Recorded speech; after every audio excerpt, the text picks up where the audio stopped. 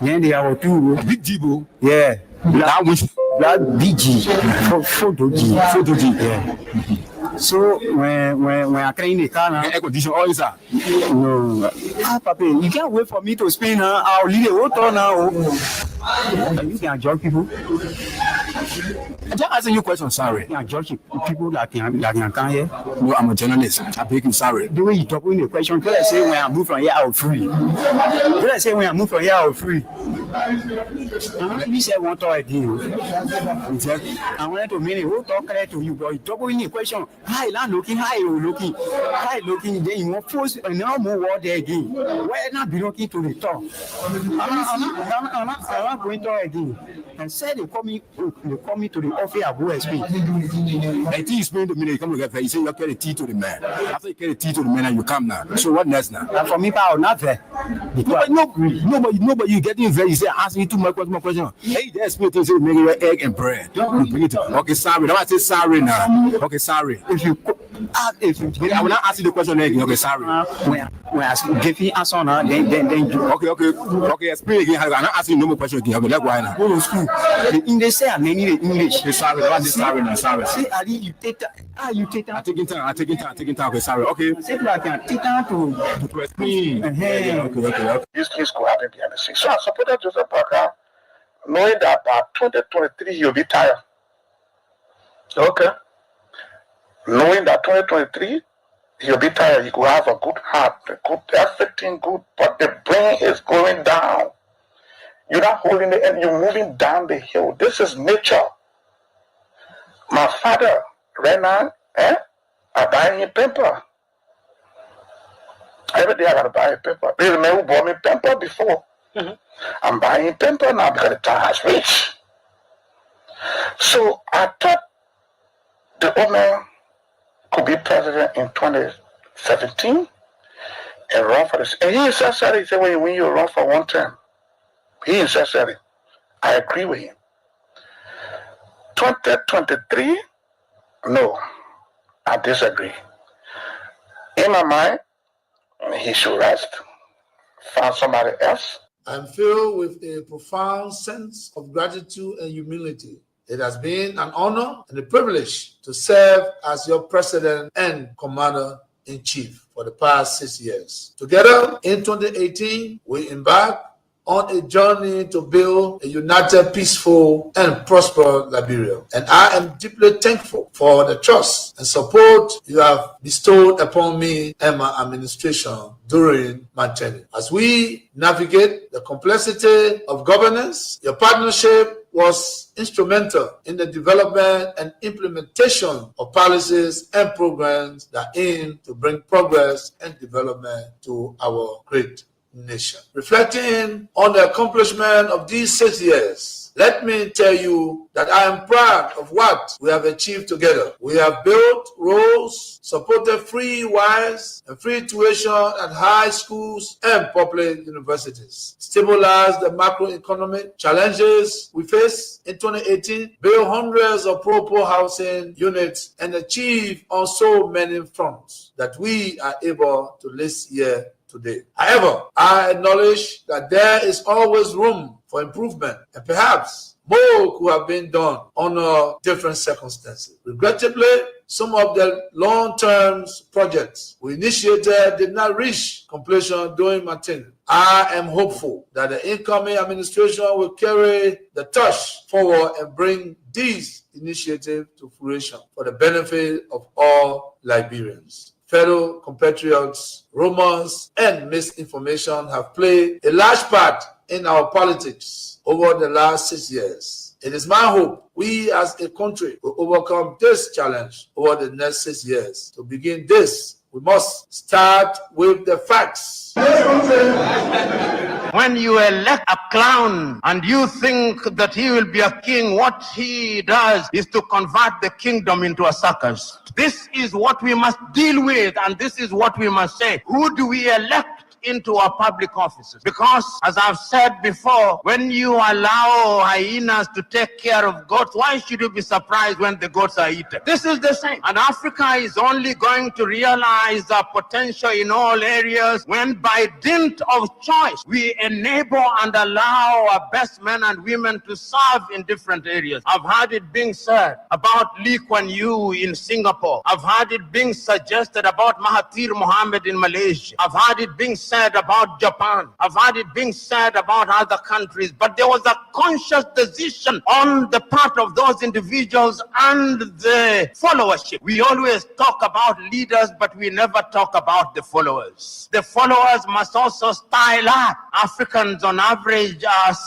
for some reason attracted to thieves. Africans are for some reason attracted to men and women who cannot serve her. And when they are not served, then they complain. When Africans are told, choose you now whom we shall release, Jesus of Nazareth or Barabbas, they say release Barabbas. And when Barabbas behaves like Barabbas, they say, why are you not behaving like Christ? It cannot be done. In May of 2001, signed a second of two executive orders, number 13213, Defense Exhibit D310, in which it was stated, and I quote, the government of Liberia's complicity in the RUF's illicit trade in diamonds and its other forms of support for the RUF are direct challenges to the United States foreign policy objectives in the region, as well as the rule-based international order that is critical to the peace and prosperity of the United States. Therefore, I find these actions by the government of Liberia contribute to the unusual and extraordinary threat to the foreign policy of the United States described in Executive Order 13194, with respect to which the President declared a national emergency. This executive order did not say the alleged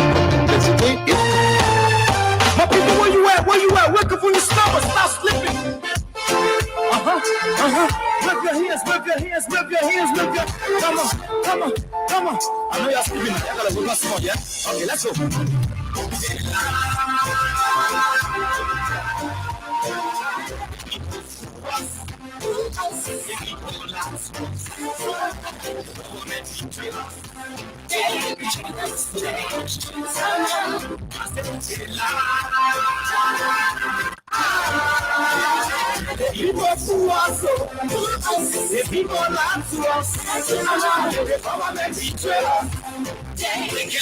Oh yes, it's always an exciting thing, an exciting feeling, an exciting moment, an extremely exciting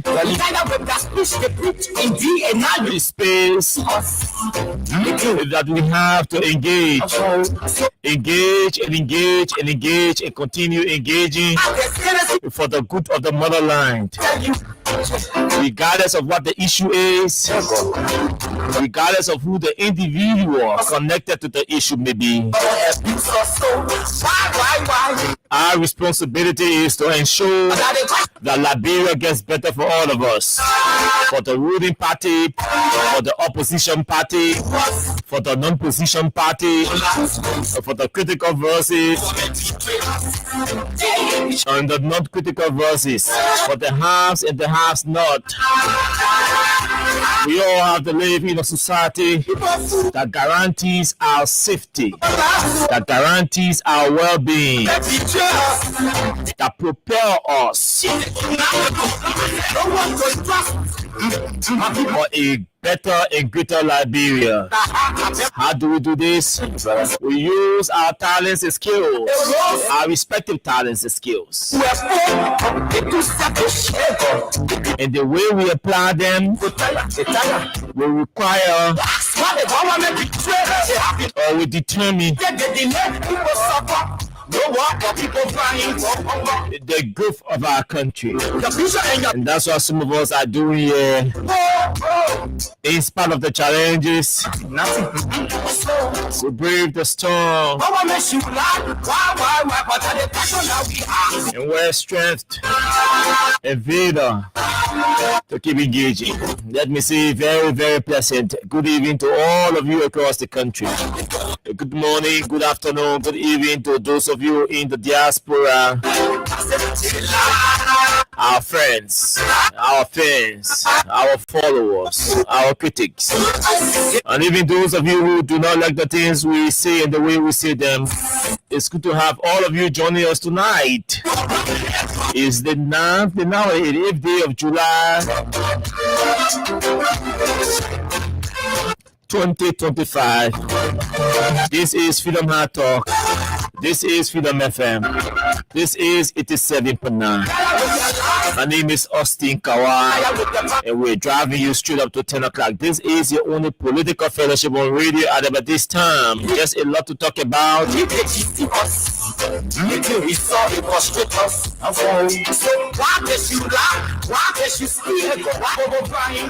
Why did you lie? Why did you steal? Why did you corrupt? Your mission and vision for this nation is poor. Takunje says, you got nothing to show. Why should the government lie to its people?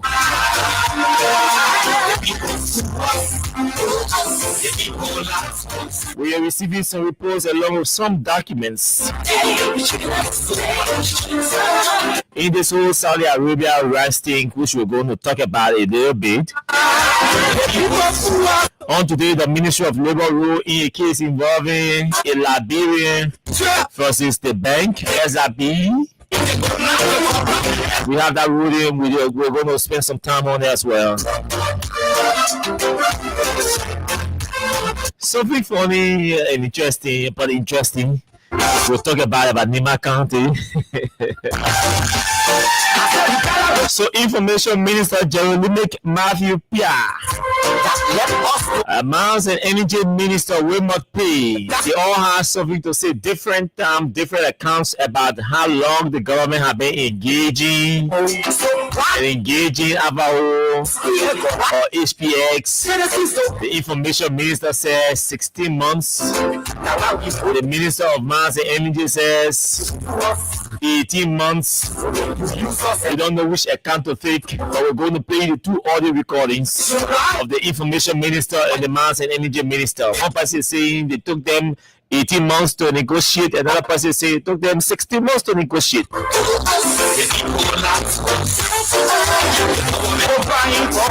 One person is a member of the Interministerial Committee, another person is the official spokesperson for the government of Liberia. Who's in authority to believe?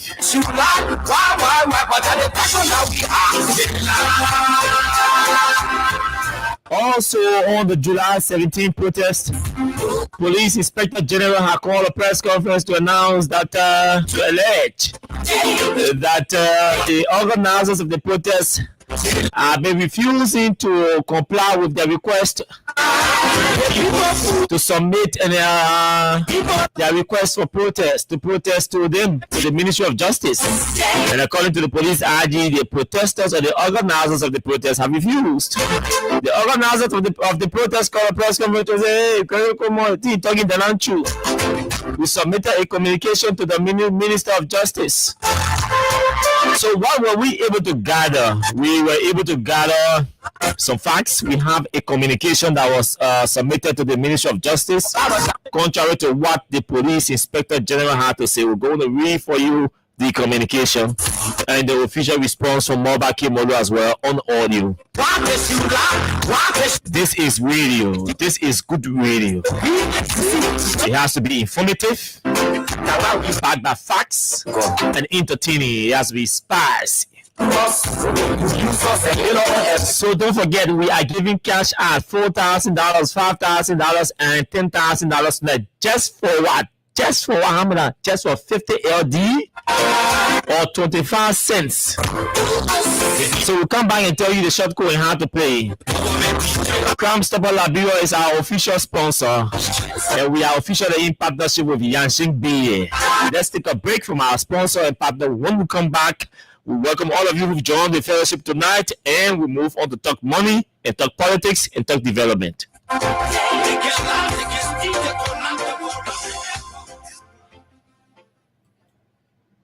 I'm filled with a profound sense. Sorry. Cram Stepper Liberia. Where are you, Yajing Bia? Where are you? Let's go. Yenti to deja.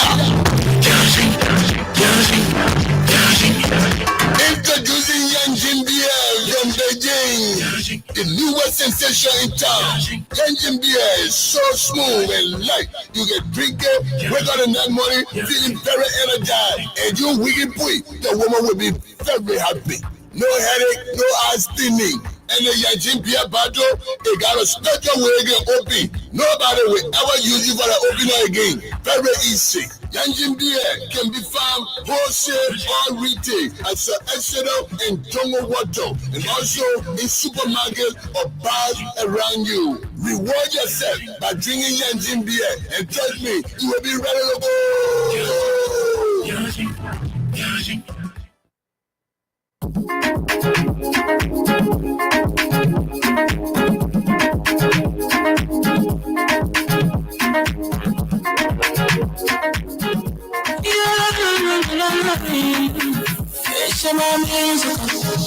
There are crimes in many places, and every complicated, you can see. So if you see crime unfolded, don't tell your in your hand for your authority. Let it come take your life. Come stop by here for us. We need shelter to your door. Whether you reach or you poor. If you see a human talking, I mean you check. You wait for yourself. If you see it, don't keep it. I'm a part of the people bringing safety to your door. Stop it and make it before them before. From the center to interior. I said, let's stop it for all of us. People bringing safety to your door. Stop it and make it before them before. From the center to interior. I said, let's stop it for all of us. Crime Stopper Liberia is your community crime fighting partner. Don't take the law into your own hands. Remember, if you see a crime, report it. This is a message from your own old man Sam Cyan. Crime Stopper, the people bringing safety to your door. Stop it and make it before them before. Crime Stopper Liberia, from the center to interior. Okay. Thank you. Let's welcome those of you who've joined us tonight on the show, which is part of our normal routine. It's important. I think I have to use this for the microphone. Okay, so let's join all of you. Let's welcome all of you. Samuel Kofi Woods Jr. has joined us tonight. Lawrence Norton Jr. is also joining us tonight. James Lamy, Mohammed Balo, along with Henry T2 has joined us tonight. Welcome to the show, gentlemen. Otto Johnson is also joining the show. Phoenicius Junior Bar has joined the show. Fise Bars or Boss has also joined the show. Agatha Glasgow is joining tonight. Welcome all of you. Benetta Kuhn is also following. Odell Gibson, Timothy Thier, Moses Scotty Jr., Orlando Davis, all of you, welcome to the show. Eric Kolu is also joining the show.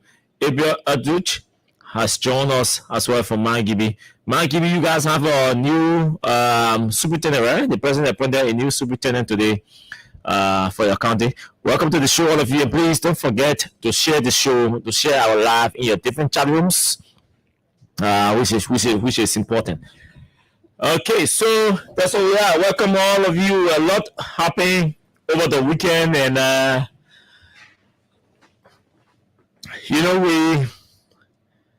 are a lot of things happening now. With also the activities are tight, the schedules are tight, and so we have agreed with management. Pretty soon we'll be unveiling a new co-host will be unveiling a co-host because we didn't have O1 anyway. So probably anytime this week we will be unveiling a co-host who will be along with us. And so the day I'm not here, the show will have to go on. He can be here, and then we can run the show out of the telephone or somewhere somehow. Use technological means to keep the show running. So we want to apologize to all of you, our followers, and those of you, our fans. Even those of you, our critics, who listen to the show because of the content or the style of the show. We'd like to apologize for the gap yesterday, but it was excuse at times. So we are unveiling a co-host. We're unveiling a new co-host who will join us anytime this week to continue the show. So the catch. Let's talk the catch small. So today we're listening. It's called Wissing. They say Wisse Wassa. Wisse Wassa. So we're Wissing it. So the short code before we want our different discussions, the short code is *255*1#. That's the short code to play our cash giveaway. *255*1#. Now, you're not spending $100 anymore to play the cash giveaway. You are not spending 50 cents or $1 to play the cash giveaway. What you are spending will be 50 Liberian dollars or 25 cents in US. So once you have a Lone Star Cell mobile money account and you have 50 LD on your account, you can play the cash giveaway. Even if you have 25 cents on your mobile money account, you can play the catch. The real Liberia catch. So we're wasting it. So we're reducing the amount that you were paying to play before, and then we are increasing the amount we are paying to the winners. So all you have to do, make sure you have $50 LD on your mobile money account, or its equivalent will be around 25 cents, not according to CBR rate, but we set it at 25 cents US. 25 cents, not dollar, 25 cents to play and win $4,000, $5,000, and $10,000 on that. Oh God, I wish I can pay somebody $10,000 on that. Oh, I wish I can pay $10,000. So how to play? Take your phone, dial *255*1#, and send. So all you have to do, *255*1#. So once you dial *255*1# on your phone, when you send, you see two options will appear before you. And under the caption, you see choose currency, meaning which currency you want to play in, either Liberian dollars or US dollars. And under choose currency, you see number 1, LRD 50, meaning 50 Liberian dollars. Number 2, you see USD 0.25, meaning at 25 cents. You are playing. So you're using to play. So either 25 cents in US dollars or 50 Liberian dollars to play. Again, *255*1# is the short code. And then when you do that, you send, and you see that number 1 or number 2 and send and enter your mobile money password. We're going to talk while we're talking. You play, you can rest assured that you still have a chance of winning $4,000 for that, or $10,000, or $5,000. So today I came across is a screenshot from, I think, Spoon or one of these networks. Let me check. Yeah, it's Spoon. A journalist, Yekesi Zwabe, is reporting that the House of Representatives has passed 9 bills. 9 Now bills, those now bills are establishing new townships in Nima.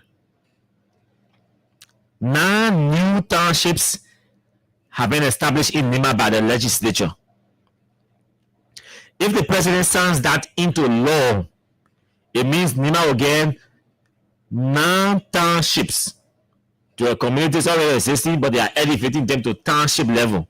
Meaning they will have their township commissioners that will be equivalent to KAWAH town. Just like you have commissioner of KAWAH town that the president can appoint, commissioner of Virginia in Broville, in Maserado, because I don't want to have Virginia in Broville because Virginia is bigger than Broville, so Broville is in Virginia. But just like you have commissioner of Virginia township, that's the same way you have commissioners for all those townships. So there are 9 new commissioners that will be appointed by the president if he signs this bill into law that the Senate and the House have passed. 9 new townships. And let me try to pronounce these Guillermo names. They said the legislation creates townships in Lugbei, Dingamo, Vingli, Mala, Dobro, Dempli, Sokopa, Nimbi, and Zuali. Those are the 9 cities, the 9 townships that have been established by the legislature in a country that says we don't get money. We don't get money. They're creating 9 new townships.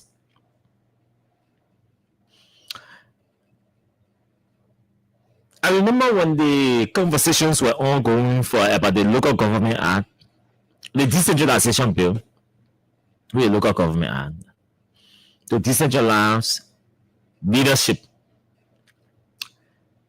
Something that came up was very key. It came up because of Grand Creek County. Grand Creek County, it is believed that they have the highest number of cities in the country. Small, underdeveloped, struggling with many cities. Then the question was raised about what is supposed to qualify an environment for a city status or a township status or a statutory district status. And people were concerned and raising a lot of things. I remember at that time I used to work with the Broville City Corporation as communication person. So we were privy to the conversation as delegates. And almost everybody in that hall was concerned about what is supposed to qualify a particular place to be elevated as a township or a city or a statutory district and all of that. And there were many persons who said we should look at, who said to be a township or city or anything, you must have at least a public high school. At least a public high school. You must have at least a health facility that could accommodate 50 persons minimum.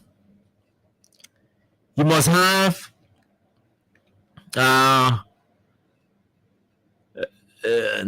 city consider university and colleges, but township not consider university and college. So yeah, so these are some of the things that will be in recreational facilities, sporting facilities, all the kind of stuff, library, maybe children playground, go include anything.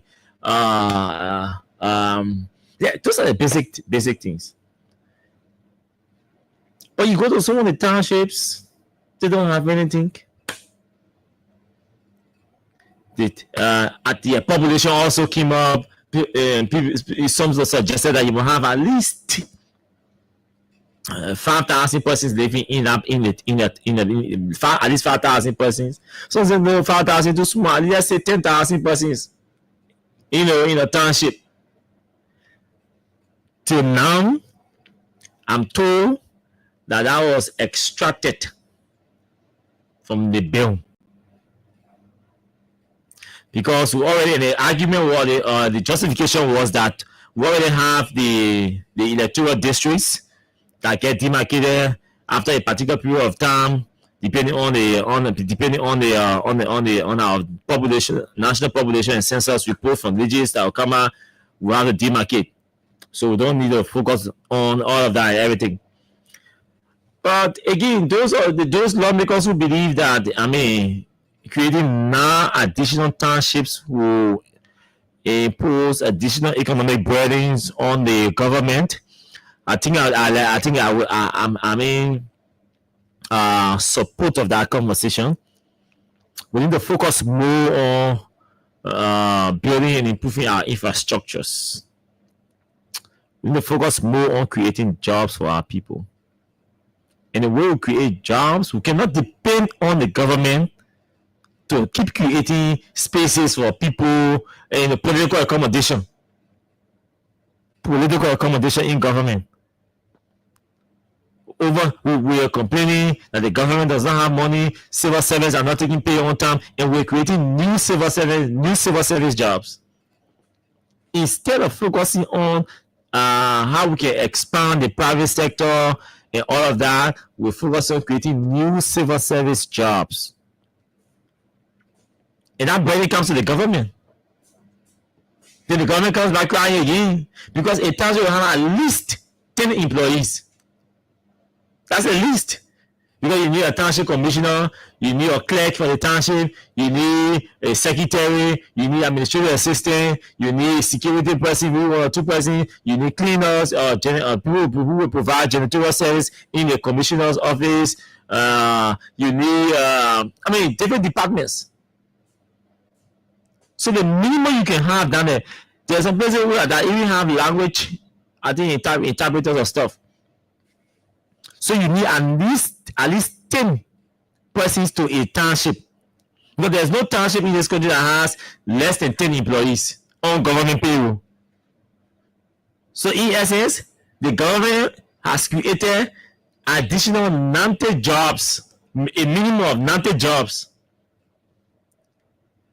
If the president signs that in the law, it means additional 90 persons will be coming to the government payroll. Those 90 person salaries, you do the math. That's assume everybody making $150 every month. Yeah? $150 every month. That's 150 times 90 persons. So the government, if President Baga signs that bill, it means the government will have to find additional $13,500 will be added, additional $13,500 to the wage bill. And that's just for salary or compensation in there. Because depending on their status, some might get, the commissioner will get, obviously get allowances. They come with medical. Because one of your civil servants, you give them medical. Depending on the positions they will occupy, because at times maybe you have 10 persons and 5 of those persons might be, or 7 of them could be, or 15, you have 10 persons civil servants and all that. So at least additional $13,500 every month will have to be looked for by the LRA to be spent on salary, if the salaries will be around 150, or the worst case, they might just not be on government payroll, they might just be on some kind of supplementary payroll again that will start another nurse. Oh, we not take pay for 10 months. Oh, we not take pay for 18 months. Since they fund the township, the power one need down. We not take Adiga here. They can get all money. At the end of the month, the commissioner can just call us and get off for $5,000. So the government can look for her own problems. And I have plenty of oil that we're looking. We know how to look for our own problems.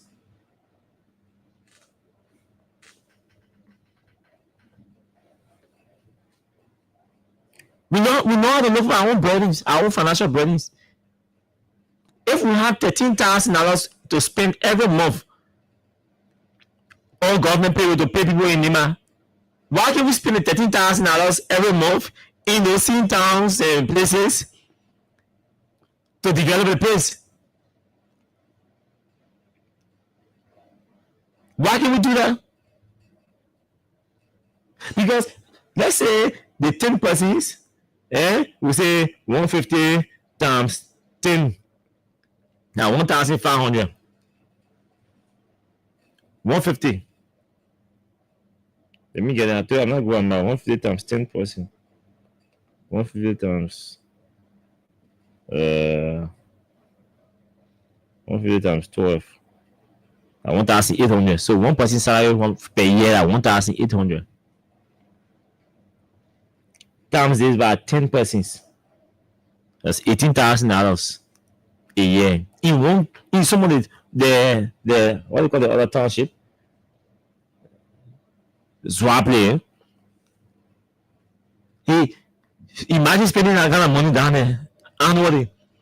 So if we want to check out decentralized development, we don't need to establish new towns and overbreading the budget. But if you establish new ones or don't, you're still going to look for money to develop those places. Yeah, but I don't know. Our planners, our economists, our policy people there, I don't know what they're thinking. This is a political action. Yan Twan was campaigning, and he promised the people that, you'll vote for me when I go to the Senate.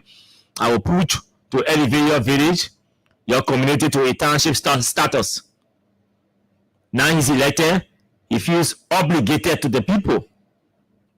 So he had to go and convince his colleagues, Jeremiah, I beg you, my interest. You can't do this to me. Okay, my man, you just give it to him. We won't get money that the barely goes to the executive. The legislature does not generate revenue. It doesn't look for revenue. So it doesn't care. These are revenue bills. Creating counties, creating cities, creating new government offices. These are all revenue bills. In a legislative practice, it's called revenue bill. These are revenue bills. And that's why when you are proposing revenue bills, it's good to do consultation, public hearings. When the Ministry of Internal Affairs, for example, will come and and talk to and tell you why it's important, why it's not important. The LRA people will come and tell you about the constraint that they go on, that the constraint, final minister will come and tell you budgetary constraint that the government is experiencing. LRA is telling you how the streams and revenue streams are tight. So we don't advise that you guys will push for or establishing now. Maybe we say the worst case, you can do two for political reason. You campaign to the people. Once you do two, it will ease the tension small and all of that. And as our revenue streams get more or bigger, we can be able to communicate with you. Maybe to pass one or two more on the basis of that. But you work on one day and you pass 9 revenue bills and sending that burden to the executive. So, Mr. President, here is your burden. Please sign it into law. All in the name of political reason and political thing. That's my political interest. We wait and see whether the UP people will sit down and allow President Braga to sign 9 revenue bills. You don't do bill. I sign revenue bill like that. The legislature, there's no financial person in the place there. People ain't wearing that bill in Chairman what it means. Sibo is not there, but Pima Jewel is there. Chairman what it means. Even the very Nima County knows the constraint that Nima County is ongoing. From the county level, and you are passing 9 additional revenue bills. Those townships are not going to bring in money to the government. They are not going to generate money. They are going to take money from the government. So they are liability bills. They are all liability to the government.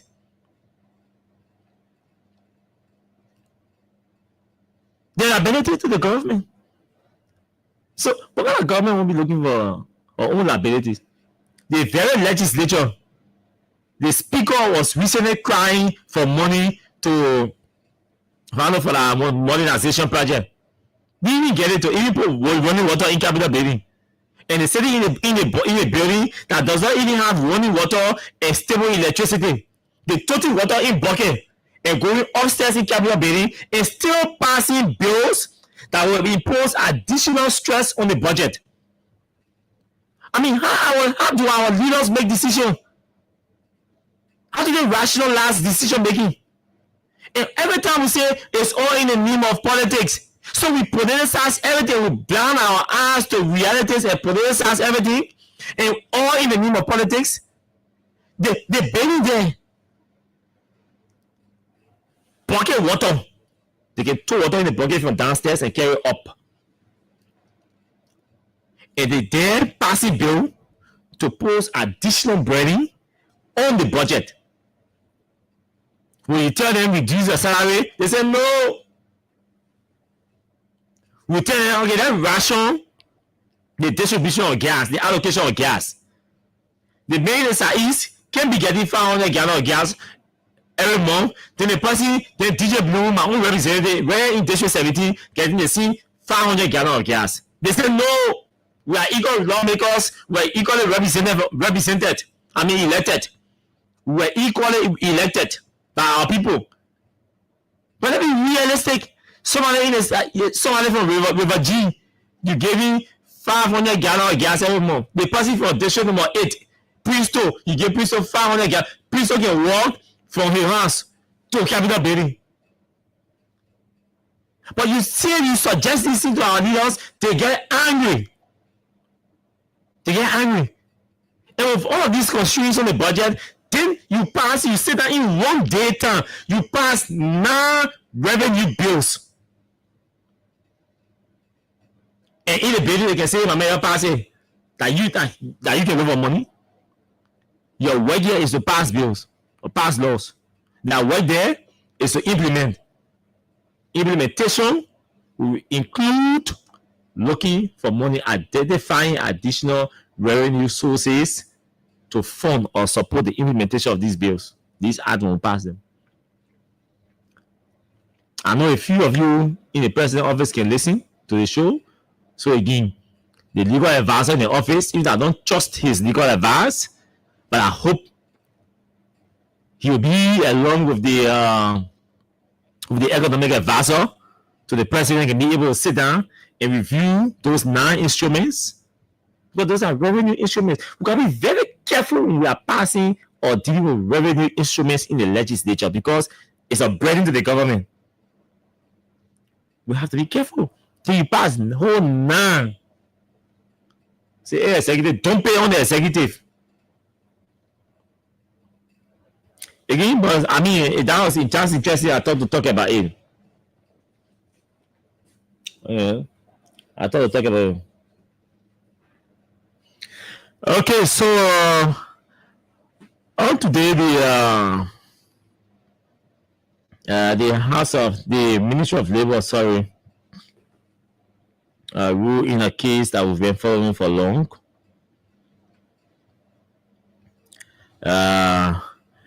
In the case involving a former employee at SR Bank and the bank itself. So let me just go to the ruling. So this is the ruling. Let me zoom it. Since we want to go to something else, other things. As we're doing this, keep playing the cash giveaway. The winning Liberia cash giveaway for 25 cents in US or $50 Liberian dollars. You can walk away with $4,000, $5,000, and $10,000 on that. All you have to do, just make sure you dial star 255 star 1 hash. star 255 star 1 hash. Let me zoom in.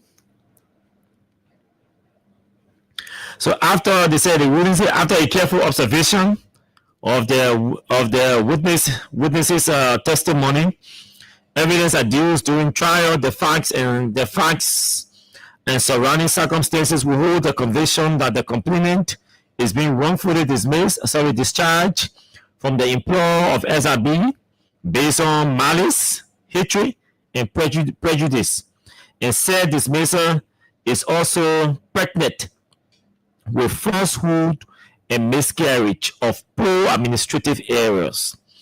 It is therefore our holding and conviction that defendant, which is SRB, reinstate complainant and pay all of our entitlements and benefits as if she was not dismissed, or in lieu of reinstatement, she be paid 14 months salary.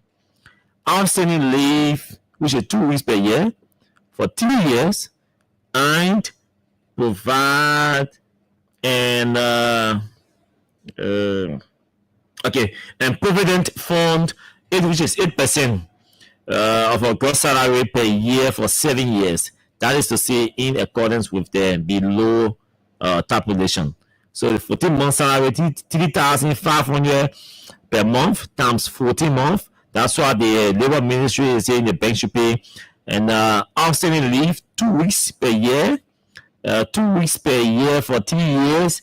You have to pay that. And then the provident fund, 8% of a gross salary for 7 years. So you do 8% or 3,500 times 7 months. So those are the reliance is here, the chapter 14, section 14.10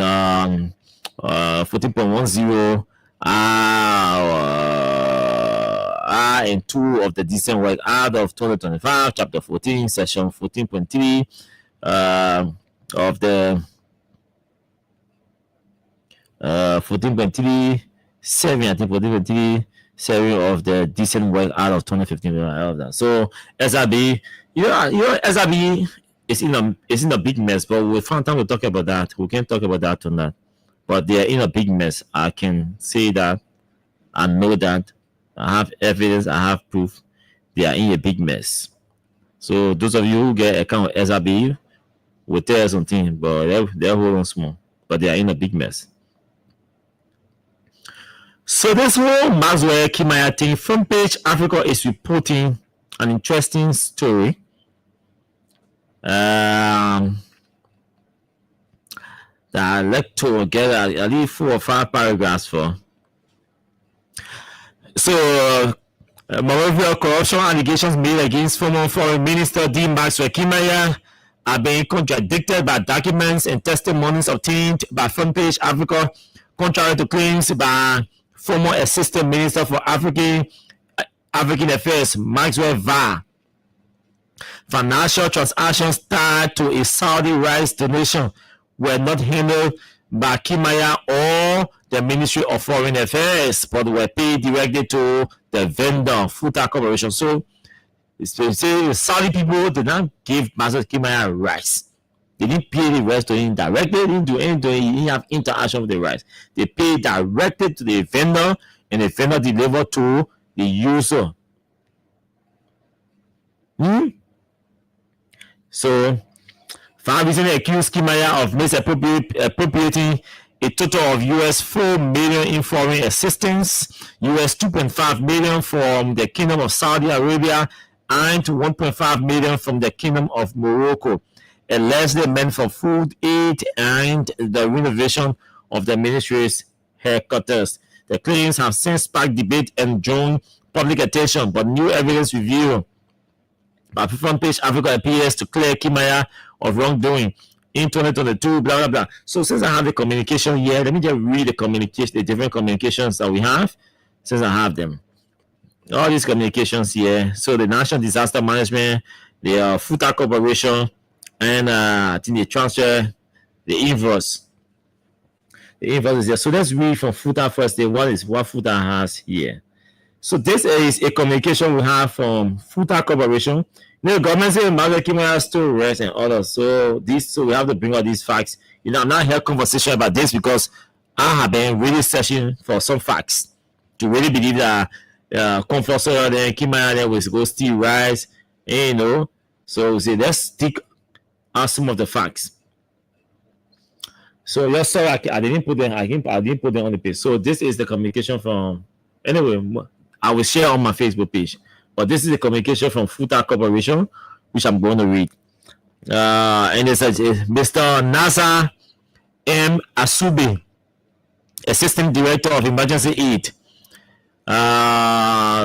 Kingdom of Saudi Arabia, request for balance payment for supply of 29,412 bags of rice of 25 kg value at US $500,000. Greetings. We present our compliments and best wishes. As per our letter of 6 April 2023 requesting payment for supply of 29,412 bags of rice of 25 kg value as per our invoice. The invoice is there dated April 6, 2023 with mention of our preferred banking details in Liberia, everything there for US 500,000, and confirmed receipt of sales supply by the designated agencies of the government of Liberia. Sir, we did receive Futa Corporation rating. The Saudi government. Sir, hey, what did you hear, man?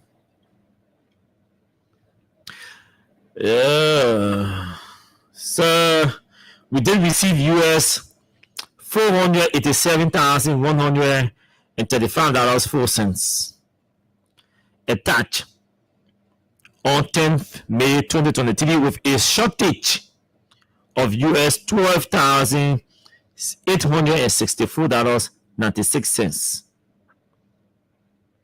based on our issue invoiced to KS Relief. Therefore, we humbly request through your office for reimbursement of the outstanding balance on this transaction. We highly appreciate your valuable business and looking to have more engagements in the future. Kindly see our banking details mentioned in our attached invoice for remittance of the outstanding balance to close this invoice. With sentiments of the highest, we remain kind regards yours truly over as our general manager, Futa Corporation. Futa say pay, we supply the vendors who pay our money. The way they say Kimaya store. So that's it there. We finish supplying the rail, so they pay our money. So let's go to the disaster management communication. So National Disaster Management Agency, April 4, 2023, the KH Relief in the Kingdom of Saudi Arabia. Dear sir, I have the honor to present my compliments and wish to inform you that the vendor Futa Corporation, Vata Bushra Island, Monrovia, Liberia, selected for the supply of rice to the government of Liberia from the KS Relief of the Kingdom of Saudi Arabia through the National Disaster Management Agency have supplied the total of 29,412 bags of 25 kg rice to the selected and satisfied warehouses at the General Services Agency, the GSA, and the MDMA. That's it. That's the National Disaster Management Agency, respectively. So from Futa Corporation, the rice were delivered in the warehouses of the disaster management designated by the government through the Disaster Management Agency and the General Services Agency. And a disaster management letter here, writing back to where informing them, confirming that they received the rice. In view of the above, I wish to extend my sincere thanks and appreciation on behalf of the MDMA, which is the disaster management, and the government of Liberia to KS Relief and the government of the Kingdom of Saudi Arabia. Thanks once again for the support as we look forward for further collaboration. With sentiments of my highest esteem and sincere best wishes. Sincerely yours, Henry O. Williams, Executive Director, National Disaster Management Agency. So, FUTA receive the money, deliver the rice in the warehouses of GSA and how you call it, disaster management. Declare. These are the two communications.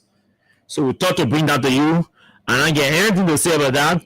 We just wish the government can understand that the fight against corruption should not be politicized. As it stands, we think the government has politicized all corruption or alleged corruption cases. And so it makes it difficult for the public to support anything that has to do with the fight against corruption under the government of President Bouaka. And I'm not too sure, I don't think that it is late for a necessary adjustment in the approach that is being used by especially the asset recovery people and the LDCC people. Particularly the executive anyway. Because everybody wants to see the government fighting corruption. But when the fight against corruption is targeted directly people who are close to President Joria, then everybody starts thinking that it's political now. Because you dismiss people are accused of corruption, so you suspend some just on allegation, and you provide AFL protection for some. Allegation, you dismiss Emma Glasgow. Allegation, you dismiss Rostering. On the same allegation, you provide AFL for second degree at the put. So it says that Mr. Bouaka just, he's trying to get rid of people who he does not think should be in the government, in his government, that's all. But it's not basically about the fight against corruption. It's not a sincere fight. So they have to double up. Now, Information Minister Jeremy Matthew Pia, listen to the Minister of Information. Okay, so we'll play Womope first because he spoke. Womope spoke before the Minister of Information. So Womope have phone in on the show, it was Clarence Jackson's show. So let me play you Womope's voice. It's about this whole HPXD and everything. For me, I'm not interested in the triviality. Oh, the government said our 5 billion, now 1.8 billion. I think that's trivial. And we should focus on, we should demand, we need to see a copy of the agreement. We need to read the agreement. We need to see what is being proposed to the legislature for ratification. And I heard people say, the US government say, the government, President Bouaka has signed, and President Bouaka has signed, he's not supposed to sign, he's supposed to sign after the legislature intervention and all of that. What did he sign? We're not asking for this question. What did he sign? Did he sign a bill or a legislation? Or did he sign an MOU committing the government to working with HPX to ensure that they can develop a document that will be submitted to the legislature for ratification? So we need to see what the president signed. And the problem with the men, you guys are arrogant, and the arrogance may lead them into a lot of trouble. I can always see that. Because PR can be easy if you want to make it easier. It can be difficult if you decide to be difficult. The president signed agreement, not supposed to sign. Hey, it's not PR going down there to do the contradict Womope. The strategist. What is difficult in publishing what the president signed? What is really difficult in publishing what the president signed? It's a public document.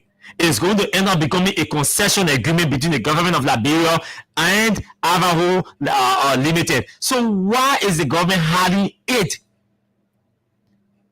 I'm really shocked that you go sign an agreement or an MOU between the government of Liberia and an investor expressing your willingness to work, because they say they're not agreement is, I mean, they're not concession agreement is signed. So who it as that? So whether an MOU committing the government or expressing the government's intention to work or collaborate with Avaho to ensure that they have their agreement ratified or submitted to the legislature for ratification for the allowing the multi-user rule, all kind of thing. The issue is the few concerns will be the media people are saying they were invited to the gallery on Sunday. The government getting Huawei and when it's on Saturday. So I decided to speak with some executive mansion reporters, and they confirmed. If I saw even say, oh, see, if you want me to appear on your show, call me. I will take my call, I will talk it.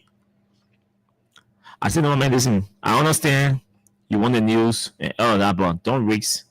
You know, this thing is bigger than what you think it is. And for me, I know because I've been around the circles there. And we say small to them, they will need the rest until this document goes to the legislature. But these are the different issues. U.S. government, I mean, the Americans are smart. They answer a lot of things. They answer a lot of things. So me, I leave with them. I leave them. But the government did not do well for herself. And we keep telling these people, you can run government in arrogance.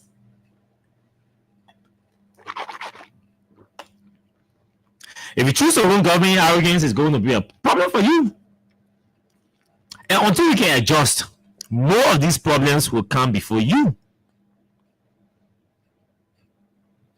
A decent agreement, because an investment of every country in the world will celebrate an American investment, an American back investment. Well, a country in the world does not want an American firm coming to operate, or an American investment coming to invest in your country. This is a potential, a strong guarantee that could attract additional investors to this country. The fact that an American-backed, an American-owned investment group is entering here to use your facility to invest that kind of money, 1.8 billion in your country. It's a guarantee. Because American companies or firms will not just come to your country without any security, or that security guarantee.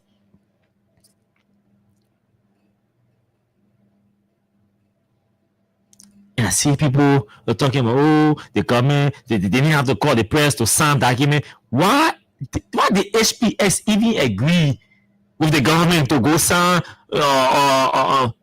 You bring in 1.8 billion in some other country. They carry you in one small dark room and say, can't sit down, that's Sunday here. The media people shouldn't be here. The HPS go agree to that thing, as it to say she is so desperate.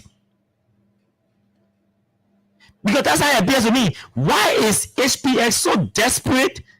And BNB so desperate for this one multi-user routine, to the extent that with the repetition that it is supposed to project, we allow ourselves to go sit down in one small room, in one heat, to sign an agreement or an MOU behind camera. You tell 1.8 billion, you come and put it here. He said no. They said no, let's go in one room so nobody can see us. Anytime somebody tells you, my man, you move on the road. My man, they go behind the horse.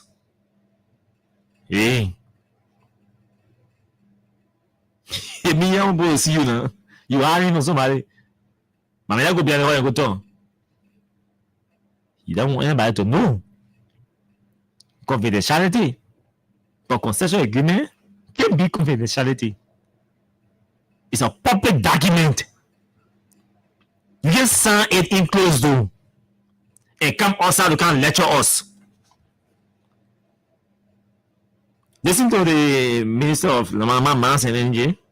Out of Liberia is just the exercise of that authority that invested in the chief executive, the president of the Republic of Liberia, who in exercising his power, a constitutional power, appointed an interministerial concession committee consistent with the BPCC Act. That committee is chaired by the National Investment Commission. And that committee for the past 18 months has been negotiating with African Atlantic. Yes. Okay, but for the past 18 months. Out of Liberia. Sorry. The Minister of Energy, Mines and Energy, is telling us that the Interministerial Committee have been negotiating with Aviho for the last 18 months. Listen to him. It's just the commission. And that committee for the past 18 months. For the past 18 months. Has been negotiating with African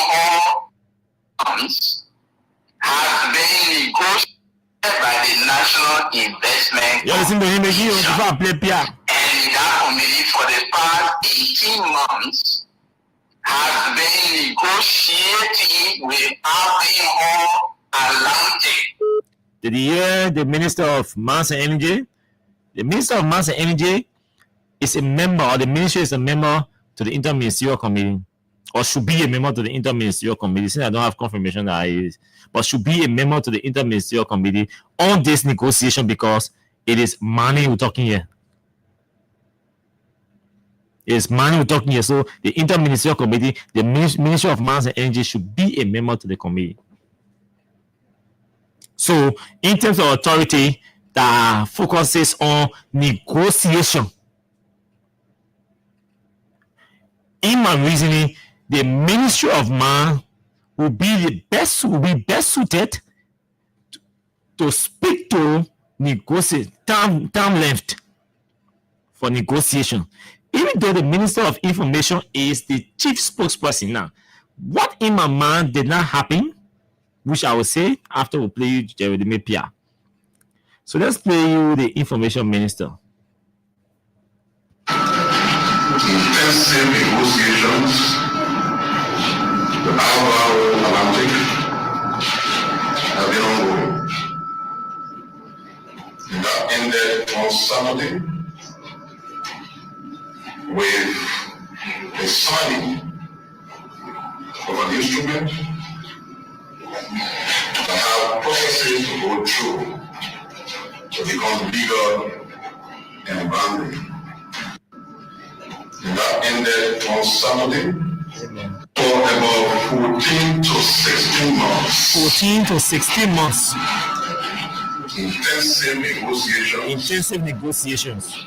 The Abajo Atlantic have been ongoing. 14 to 16 months. That ended on Saturday. That ended on Saturday. Instrument. 16 months.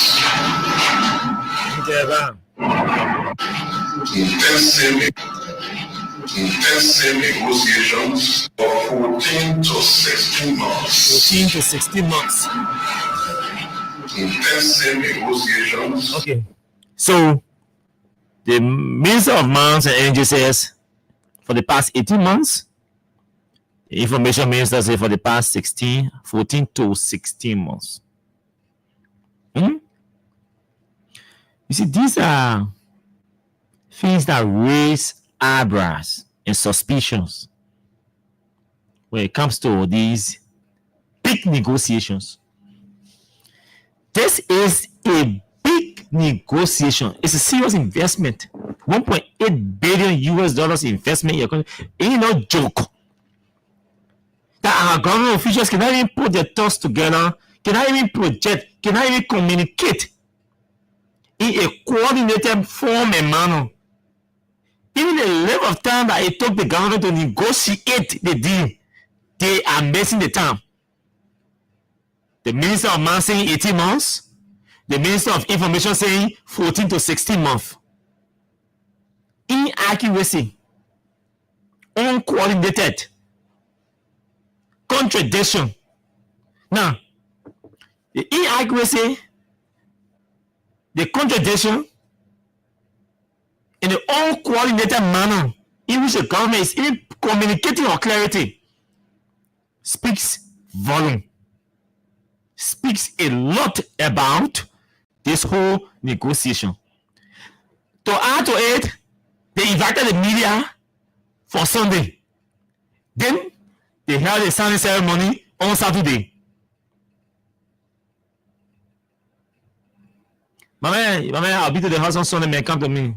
Now the men go to the house Saturday. Sunday, the man, yeah. We do this, we are being like responsible people. I know people are responsible and, you know, but I think the Minister of Information should have done proper coordination or consultation. Because you're supposed to know what you're going to talk about. The first thing the first person the minister should have placed a call to should have been the Minister of Mines and Energy. Or the what you call it, investment commission. Because you as the Minister of Information, you like a reporter. You should play the role like a reporter of a reporter. You gather information. So as the Minister of Information, you're not just there to talk, just speak randomly, recklessly, carelessly, or with assumption. You have to be precise. You have to be exact. You have to speak with fact. You can't be Minister of Information and be contradicting the sector head or members of the sector. This is embarrassing. This is a big embarrassment and a big disgrace to the government. That the Minister of Information will be saying one thing about the negotiation, and the Minister of Mines and Energy is saying another thing about the negotiation. The same thing happened here with CDC people. They were here, Minister Twice saying something else about 16 billion, Minister Nambe saying something else about 16 billion. Two of them said, no, we will all say the same thing, but we use different tune. And at the end of the day, everybody will start intellectualizing our mistakes to think that all the people in the country are just stupid. So the only people that get sense in Liberia that the people in government will consider them as everybody on the same level or different level in different categories and things. But when they enter government, they become super brains. They become super brains. Even they see the bottle of blue tap, they must tell you that this is not blue, this is grey tap, and you must accept it because they are in government. So they become human beings now, or Liberians with super brains.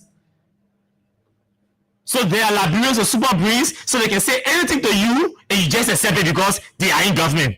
You become the stupid person, and they become the sound person or the educated people, the geniuses.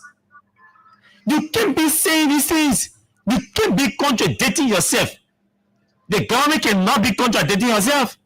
And this is embarrassing. This is an embarrassment to even the company, the investors. This is an embarrassment to even the investors.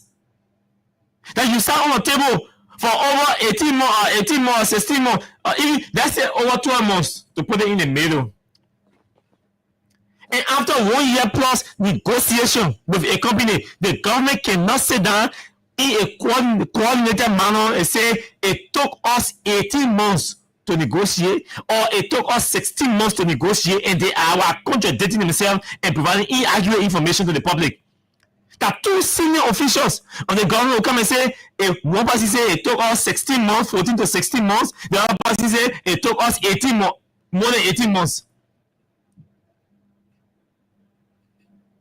I mean, what kind of What kind of country is this?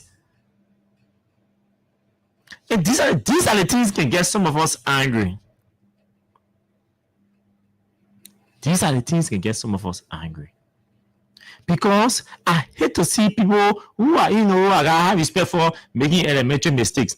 I have respect for Pierre. Pierre, you're Minister of Information. If you don't understand certain things, you're not sure of certain things, you take phone call woman pay. You and woman pay, you have come a long way. You got a relationship. You worked together before. From the University of Liberia to government, on a presidential leave, to campaign team wear, all that kind of stuff. So you can be Minister of Information and you feel too big to take phone and call woman pay and say, Mr. Pay, how are you? I mean, I'm trying to get confirmation. How long did it take the government to, conclude this negotiation or to negotiate this deal? How long? Even if you feel too big, you gotta make sure the system, I mean, please call them. Maybe too big now, so you want to disrespect your friend minister. Use your man, want to listen, man, quick. And just get, we need this information. I need to confirm this information. Or you too big, you don't want to talk to woman pay. Just send in text. Just send text. You won't call him minister or honorable. My man, what's up? How long did it take you guys to conclude this negotiation, man? I'm trying to corroborate my information so we can contradict. So these are elementary mistakes that people at that level should not be making. Minister Pierre should be correcting Daniel Sano's mistake. If Daniel Sano had said this today, I was never going to elevate on my show. You know why? Because he's deputy minister, he's there, they're doing all daily wedding. So they are there, so they're the fixer. They are the fixers, the heads of entities. So when the deputy makes mistake, the head is supposed to be there to correct it, to fix it. But in this case, who going to fix it? Who going to call off up here?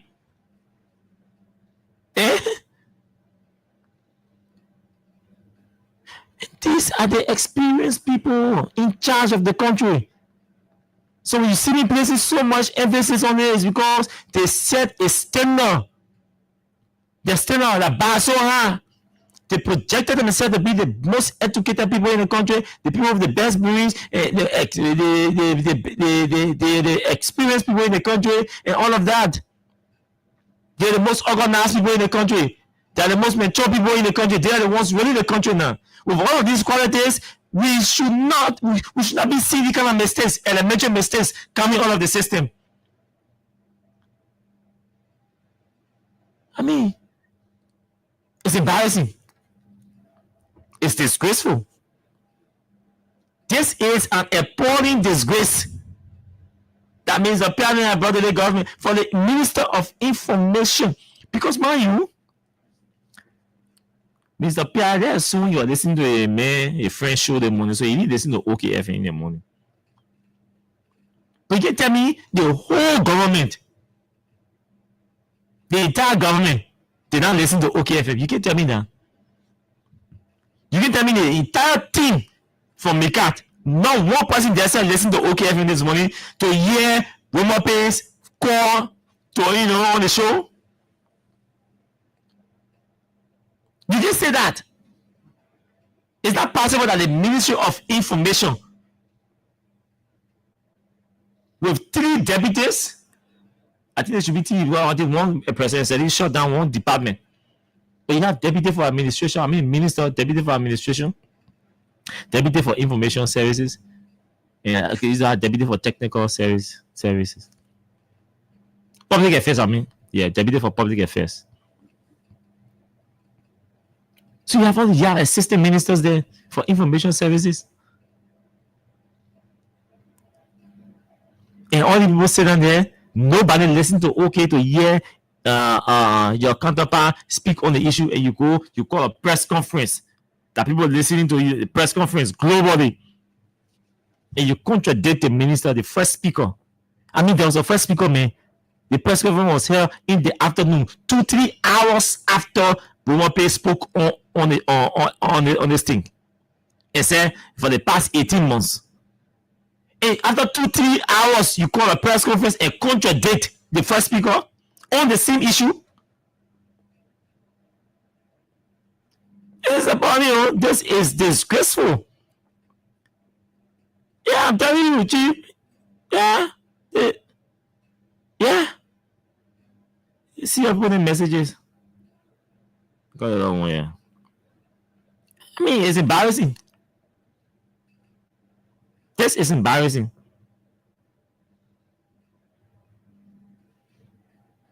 This is embarrassing. This is a shame. It's a shame to Mr. President. It's a shame to the Unity Party. It's a shame to the Ministry of Information, Cultural Affairs and Tourism. It is a big shame.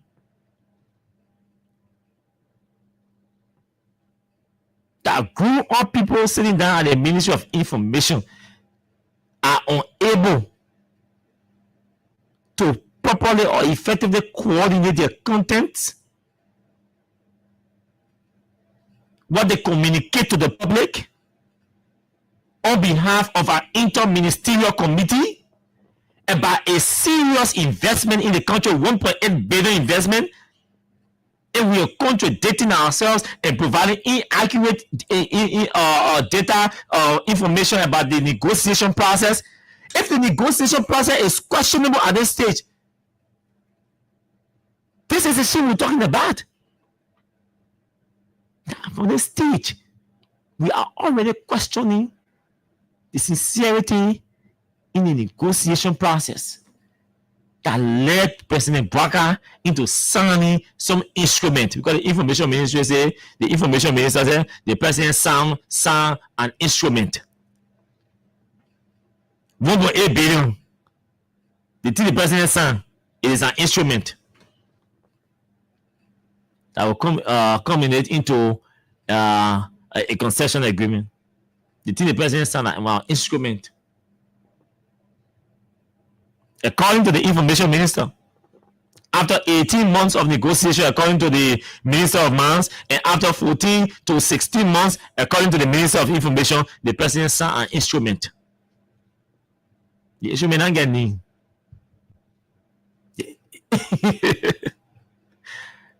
the minister, our Minister of Information is communicating you, and the document that value at 1.8 billion does not have a name. That instrument.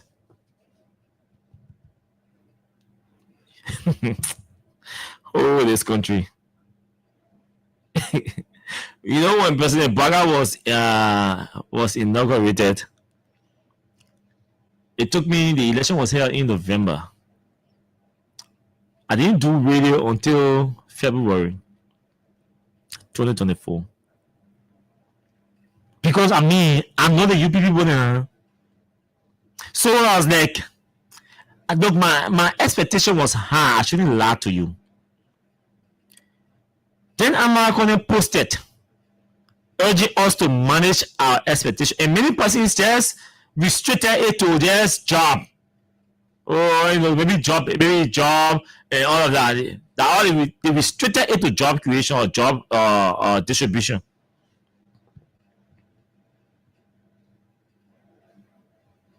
And I said to a lot of people, that thing American wrote, manage your expectation and your team. American talking about job and job and job. They're not job American talking about. Oh, those of you who compete with UP, you manage your expectation. Those of you who expected job, you didn't get it, you manage your expectation. I said, they're not job I'm talking about. American is expressing a conviction here. American expected to have been factored in the metric that will sit down and make decision to structure the government, to implement certain things and all of that. He was not consulted, and the way he was pushed away, and the people who pushed him away, or the people who were used to push him away, he was shocked. Because I'm not gonna say no. I'm a former finance minister of this country. I play a key role in the election of Bwaka. If I'm not at the table, I am supposed to be seated somewhere and be consulted. To see Mamaka Benedict around making decisions again go around Baka. To see Kofi who did not even support Baka around Baka making decisions they were scheming with ANC. To see what they call the Minister of State, Sylvester Graceway, who were with ANC. To see him scheming around, to see around Baka making decisions and pushing me aside. My people, we are heading for danger. You manage your expectation. Those of you who are expectation that Baka was going to succeed or Baka was going to do a lot of things in the country, proceed readily, you manage your expectation. I was part of the people who say, choose up. You can't get a UP in power, but they bend there so they understand the terrain. So there are mistakes that CC made. You guys will not make those mistakes. Trust me. I'm confessing that today. I had that expectation. I was convinced. Mama Kima, I'm giving you a comment and I'm blocking you from here. You have to be civil, my man. You say we can't even cause Baka. We can use adjective on Baka. We just call Baka 80-year-old Baptist. The concept can get vexed. It means 80-year-old. He's a Baptist. When we say again, we stop saying this. Okay, say campaign over to the campaign jargons and things. Let's start saying it. Let's focus on the policy issue, the bread and butter issues. Let's keep the debate civil, mature, intelligent. Then you're still coming here causing all the people. I can't understand some of you. Yeah, then let's just say issue. We have to address it. Let me black it first. Yeah. We better remove your comment. I mean, you can disagree. Come on the lab. I say it every day. Come on the lab, disagree, argue your exchange. But you don't have to insult. What? Do you have to insult? You can 3 or 4 letter words. People have to be decent and mature and literate. Campaign activities are over. So we apologize to our audience there. I didn't notice it. So I'm confessing today, I was afraid because I really thought the mistakes that we made, that the UP was not going to make those mistakes, especially the mistakes about governance. But I see the people, they are making worse mistakes. Their mistakes are worst and increasing by the day. Bumopi is an effective communicator, a strong writer and speaker. Is very decent and effective coordinator too. He knows how to coordinate people, activities. He knows content.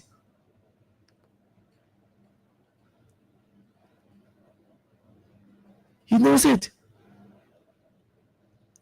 As the Minister of Information, who is supposed to play the consultative role, I want to something about no. How did they take that negotiation? How did they take the negotiation? You are coordinating content. It's part of the role as Minister of Information. You should never feel too big as the Minister of Information to coordinate, because you know why? When you effectively coordinate your activities prior to your public engagement as a Minister of Information, it propels you to deliver. It enhances your rating. The repetition, the integrity of your voice matters, or should matter at all times as a spokesperson for people or human being of an institution. The integrity of your voice should always matter. So if no one is concerned or should be concerned about the integrity of your voice, you, the speaker, the spokesperson, must always be concerned about the integrity of your voice. Because when you start lying and contradicting yourself, the very people in the government will stop trusting you and start having issue with you. The public that you want to communicate to will discredit your output. Do you know what happened tomorrow? Or everybody hearing that, oh, Minister Pierre said something else, and the listen man said 18 months, and the information minister who's supposed to inform the public and educate the public and communicate to the public about the government's programs, activities, including 1.8 billion investment, has contradicted the government or the Minister of Mines on the length of time it took the government to negotiate 1.8 billion. The integrity of your voice.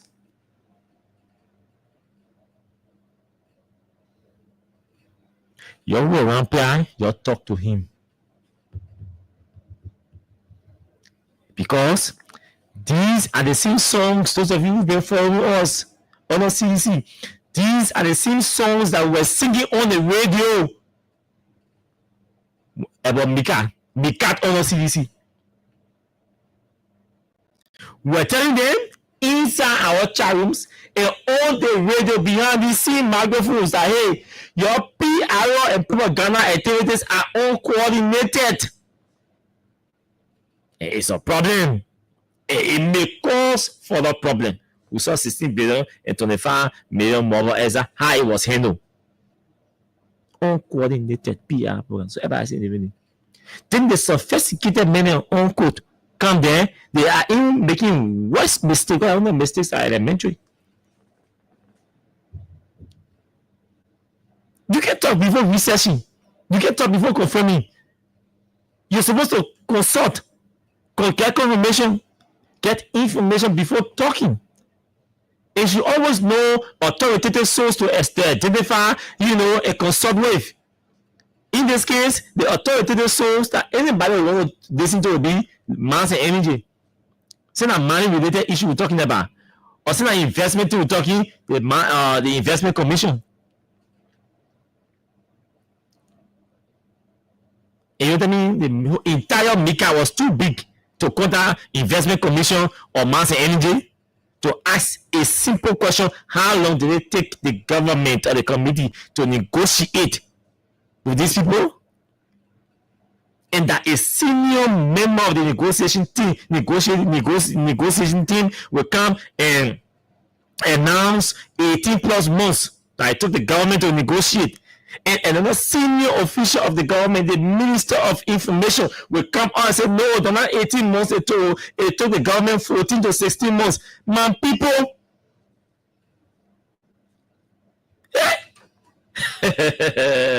What happened to our country? Anyway, it's part of the disaster that we are doing. Yeah? It's part of the disaster. But somebody has to take responsibility. See the other embarrassment, I can't play you again. See the other embarrassment. The people, Unity Party folks, you're making big mistakes. Eh? You guys are not coordinating with your different ministries and agencies. Somebody say, us talking, you educate the people or you alerting them about their mistakes and they'll go correct it. But no, it's not just about alerting them. We're exposing their weaknesses too. Because our mistakes can be considered, will be considered as being considered, mistakes are being considered the weaknesses in the system. Poor performance, ineffectiveness. So it's good we reflect these things so they don't think that we don't know or we did not notice it. It's good to reflect these things. So I can say, oh, don't talk about it because the people you be that letting the people to go correct it. Yes, when they correct it, then what? The credit is on us because we reflect it and they when they corrected their mistakes. This is Gregory Como and the Ministry of Justice. The police inspector general called a public gathering, press conference, sat down and said they've been beyond the protesters, the organizers of the protest, to submit their request to the Ministry of Justice. And up to yesterday, the 7th, he said up to yesterday, the 7th, the organizers had not submitted their communication to the Ministry of Justice.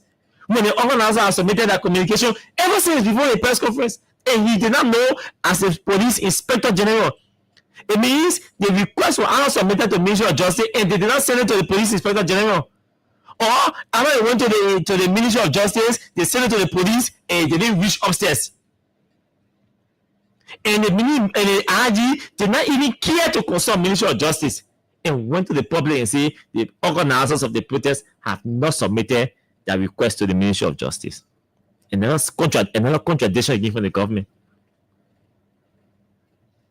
Another major embarrassment and disgraceful contradiction again on the government. Listen to Gary Komo first. We'll play you and we'll read for you the letter from Molu. Listen.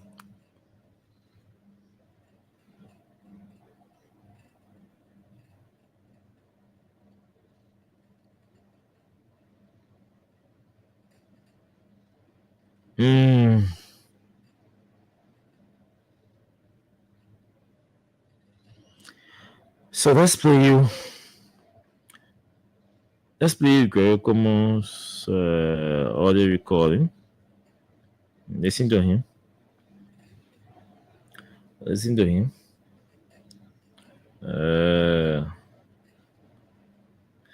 Okay, so listen to the police RG.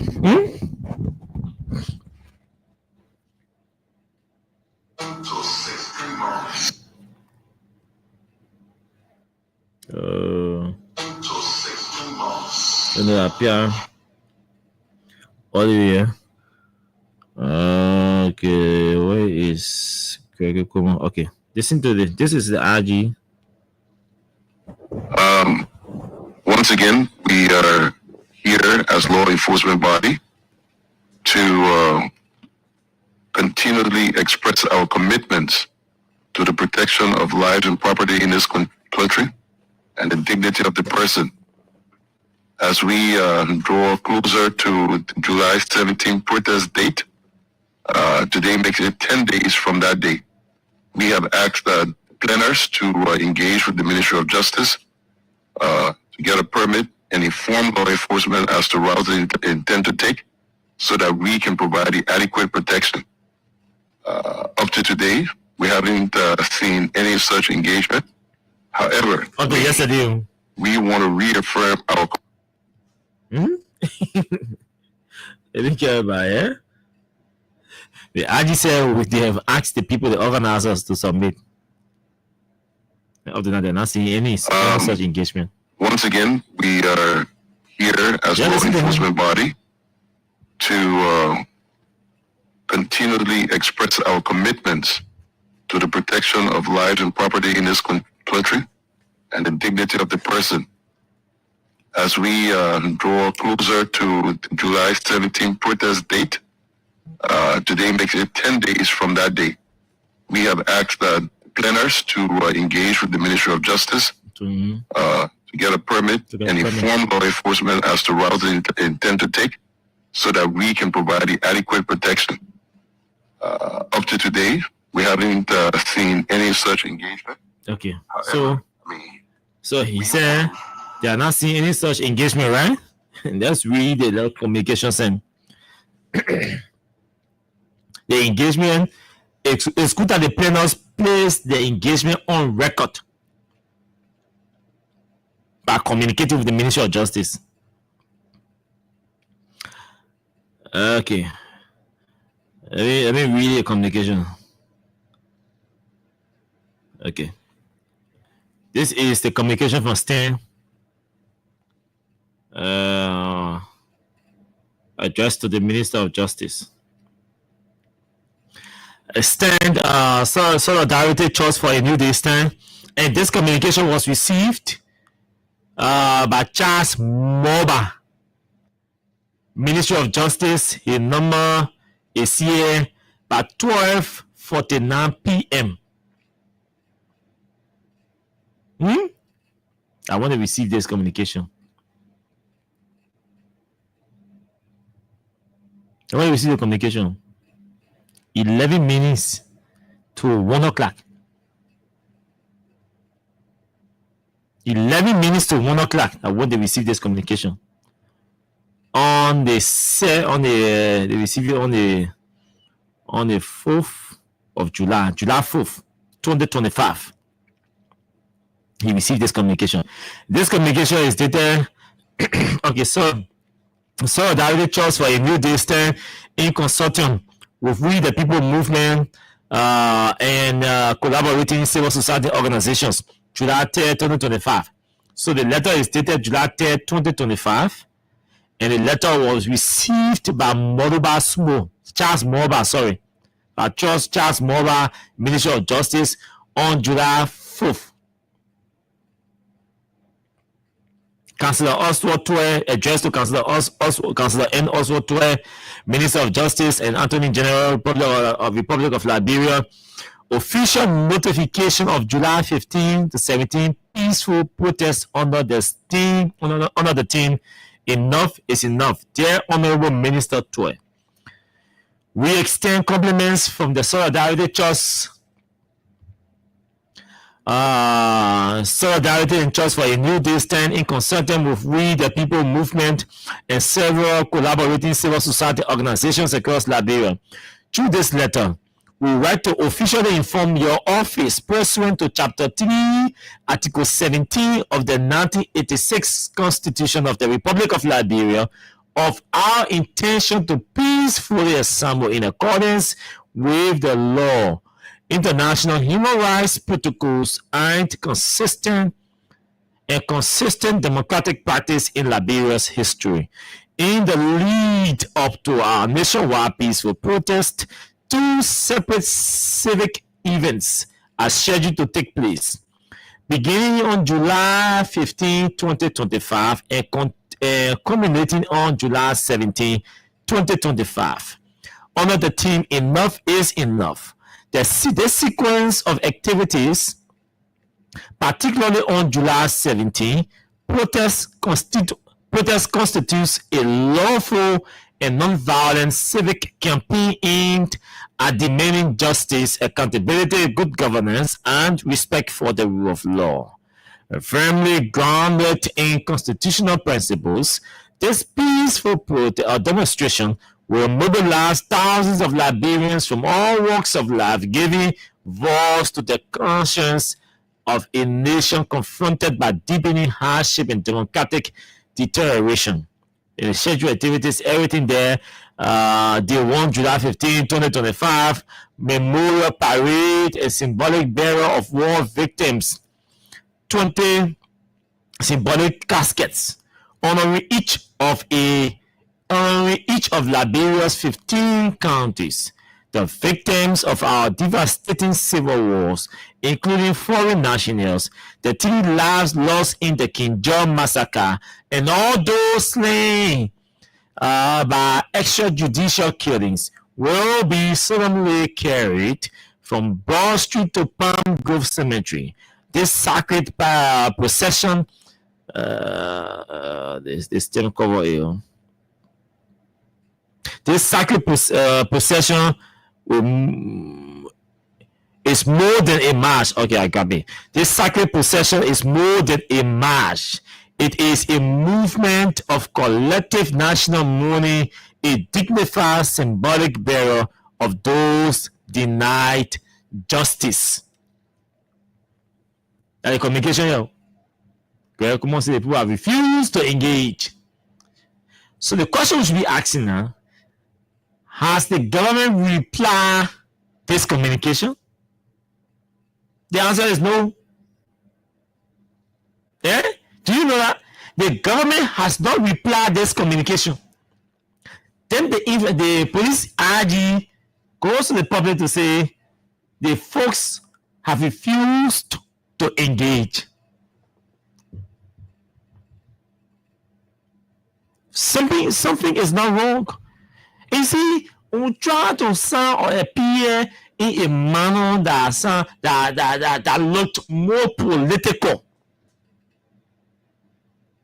than offering respect and honor to our laws. Then it becomes a problem.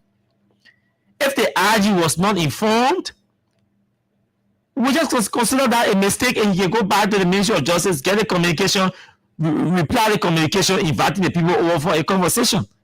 But to go to the public and make it look like you invited the guys for an engagement and they said, no, we're not coming. You're sending a wrong message to to those police officers, and probably you communicating to them, say, don't many refuse to come to us, so they are declared, sorry, you'll do anything you want to do to them. That's wrong. It's embarrassing. So these people keep embarrassing the country. These people keep embarrassing the government. Yeah, man, so we shouldn't talk about it.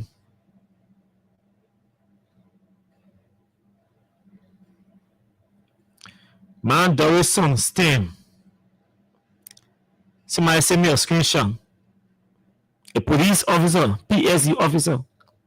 Let me forward the screenshot to Greg Kuma. Police officer goes to Facebook. Please stay home. July 17, 2025. A PSU officer. The police inspector general just announced that, hey, on that day, the police will do everything to ensure, he said there may be traffic, but the police will do everything to ensure the free flow of traffic. And I admire that about him. He also encouraged students, school administrators, and marketers to go to the market that day and to go to school. They should not panic. So how come this police officer, his name, those of you watching, the main name is Man Dorison STEM, STEMN. I see him here in his police uniform, PSU. And he posted, please stay home on July 17, 2025. Police officer, you see? A police officer is saying, my people, the police agent is saying, y'all come to school on that day, students come to school, market people, y'all can come to y'all go to your marketplaces. The police will do everything to ensure the free flow of traffic. Employees y'all go to work on that day. The police will do everything to ensure the free flow of traffic. Nobody should panic.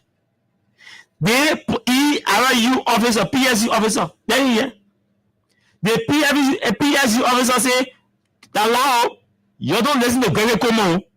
You don't come outside. You stay home on July 17. You see, it means Zoom here. The batch number is showing, and the batch number on Zoom, but his name is already on Facebook. You see PSU. You see his uniform. PSU officer. His boss may say nobody should stay home. No more activities will go on that day. The police in control will be able to control the traffic. The PSU man goes to Facebook and say, you don't come. You don't listen to Greg Omo. He lie you. You should stay home on that day.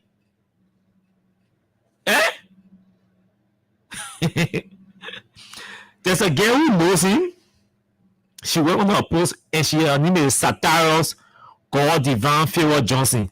She said, thank God you my security. I will violate on that day.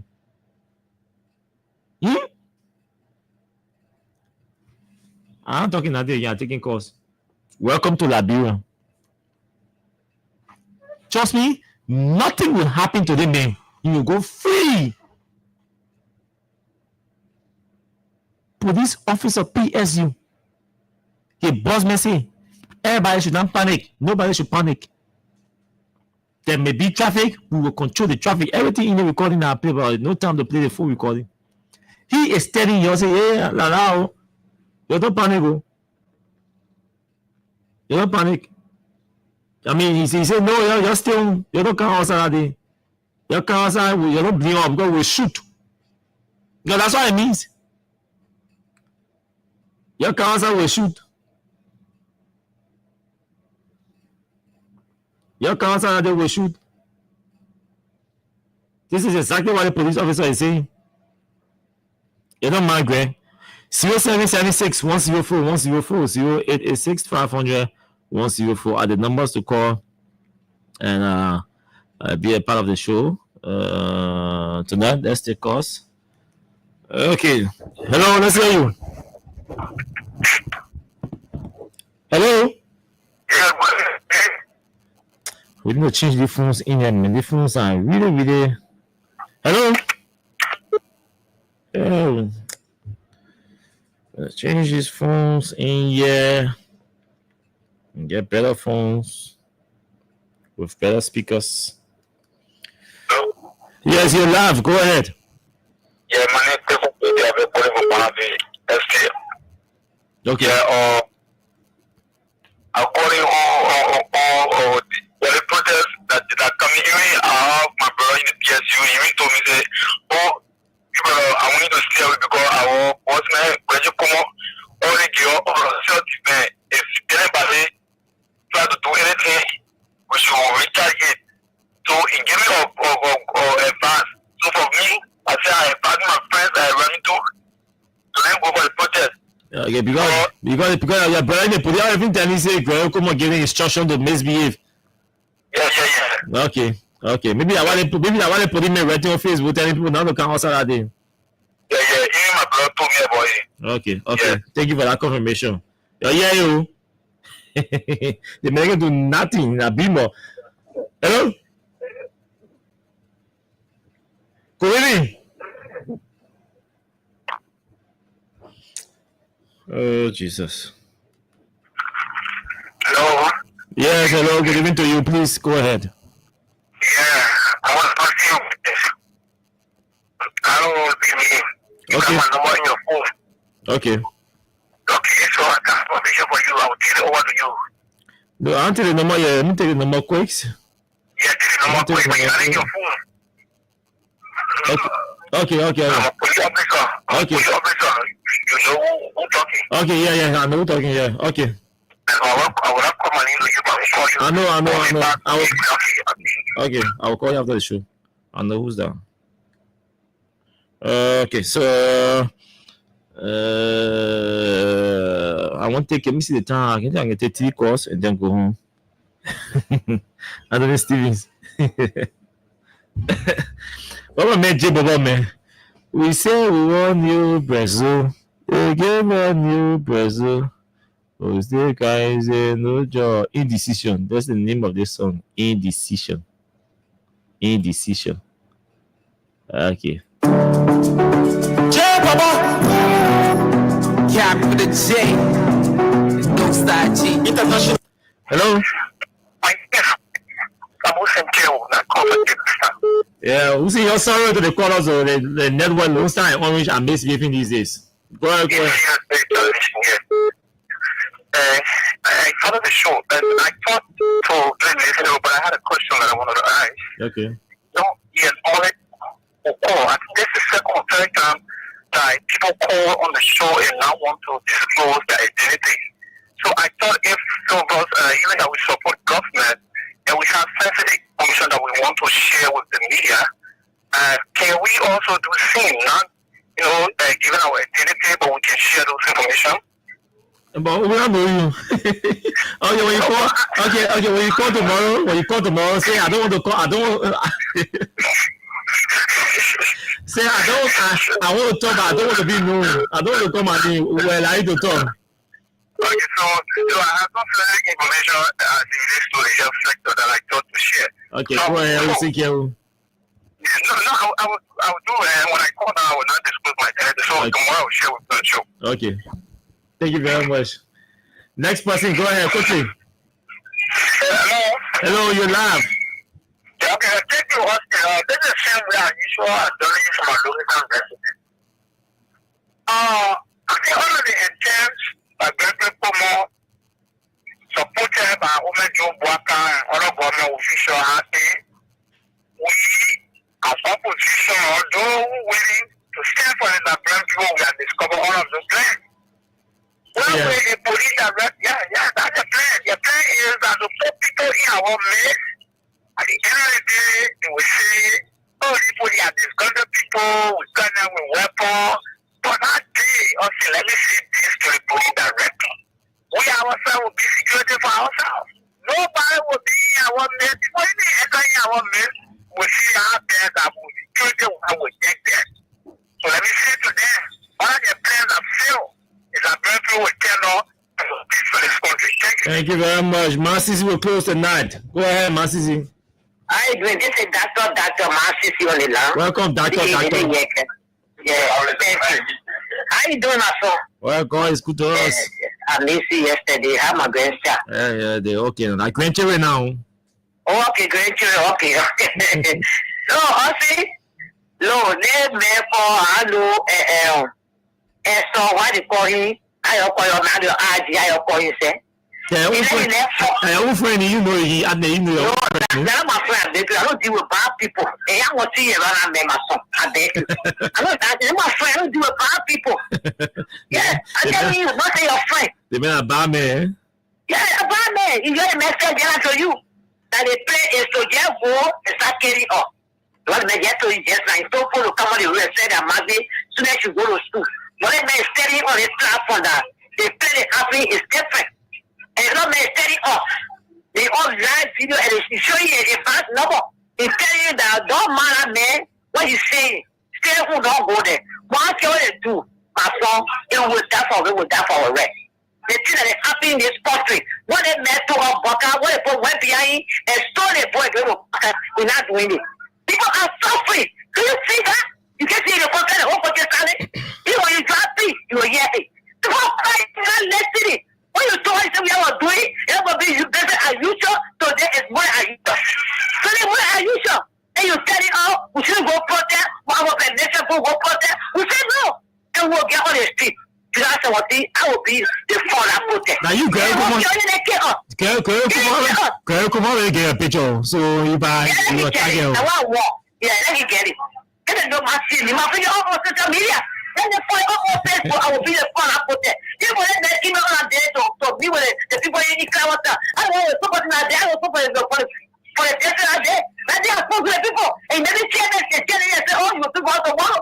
For me, I put that with people suffering. I'm feeling it. Because it's a people, they're all everything. I was saying, what I see will feel. My 3 children, 2 male, 1 female today, without getting it from Waka government. They lie to us. You cannot be going here. They said he lied. You sell deal. Also, can you imagine that? You selling deal. One government open. You go start to be a close though. They don't know what I know when they are here. Carry over the next time. I will talk about it. What is it then? What is it then? Like many will mean. Yeah, when we are here, then you go there. What can you do? No, the many. But when another many will mean, the men are I will not know. The many is Jerry. And what I have the minute pay for anyone I want them with a minute here. No, and I need that. What I think that check. I will not say, oh, when the next time I will just up, I want to see. We just got you. What was that to offer? You first open the door to all people you want to say, not just a fire. You don't put the next legislature. Because I'm going to say, well, Papa, I love Papa, speak over our people, and then you speak out to in your pocket. So they take care of Sunday. So I want to say, I'm going to go to hospital and see a man for us. You think that's going to cost you with something? You want that place for that? In your America, what is what I know? What is setting that floor? We're saying what I know what's going on. The point now saying that we know that we get $5 billion. Not at all. I'm not going to give it and say no. Don't let your people. Say that you don't get 1.5 million or 1.1 million. What will last to us as a government? I don't feel this way. We're stopping the one July 17th. That's what I will be left and right. I will be for that day. I will not get away wild. I will be that day. I follow my woman to work on that day. If you know you enjoy the government, stay on that day. I want to feel the peace will come out. Thank you. Thank you very much, man, Sisi. If you know you enjoy, stay home. But if you know you're suffering, come outside on that day. Amen.